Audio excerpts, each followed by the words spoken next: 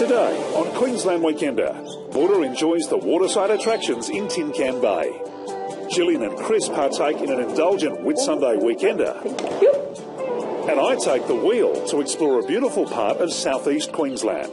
Lamington National Park all the way through to spectacular Mount Warning. What a sight.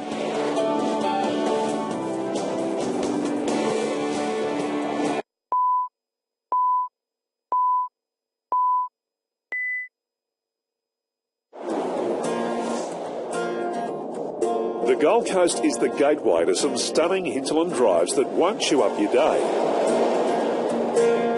From Nerang, it's 7 kilometres to the turn onto Binnaburra Mountain Drive, a twisting ascent that occasionally opens up to some great views.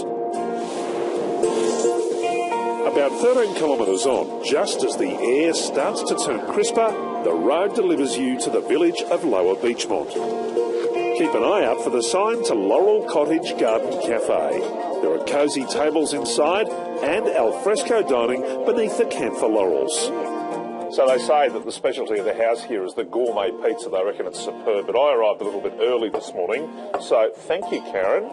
It's the country breakfast for me. Take a look at that. For a little over $14, sausages, mushrooms, tomato, bacon, everything that you'd find in the farmhouse represented on the plate. From here, it's another 10 minutes drive to the Emerald Hills of Upper Beechmont.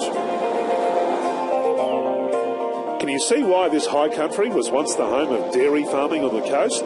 This passing scenery is superb, but up ahead, there's a view that trumps the lot. This is Rosin's Lookout.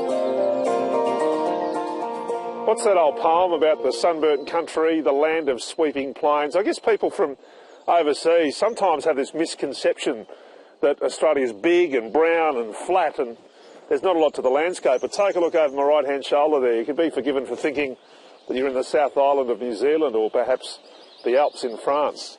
Lamington National Park all the way through to spectacular Mount Warning. What a sight.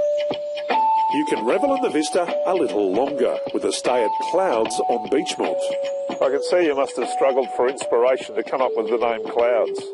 Yeah, sometimes we wake up in the morning and it's like a lake down there, like an inland sea. Wilson Gaithwaite and his wife Chris are the friendly hosts of this cluster of country accommodation. Guests can stay in the colonially quaint Cloud Chalet with its glorious back deck. Or get nearer to heaven in the delightfully restored country church, complete with its own pipe organ. And then there's a thoroughly modern mountain getaway called Clouds Silver Lining. It was a property that was owned by Swiss people, and they had a dairy farm here once upon a time. And I hear that, like all good Swiss farmers, they kept their cattle in the bottom section of the house, which is now the accommodation. Yeah, they did. They had, I think they had between 26 or 28 cows living down there. And they lived upstairs and the cattle lived downstairs. And that's how it works again today. Well, I hope it's a little bit better now, a little bit more comfortable perhaps. Accommodation at Clouds is self-contained, but it's a fair hike to the nearest supermarket. So Wilson has kindly set up this Honesty Box fruit and veggie stall for that last-minute grocery. Or in my case, a snack for the road.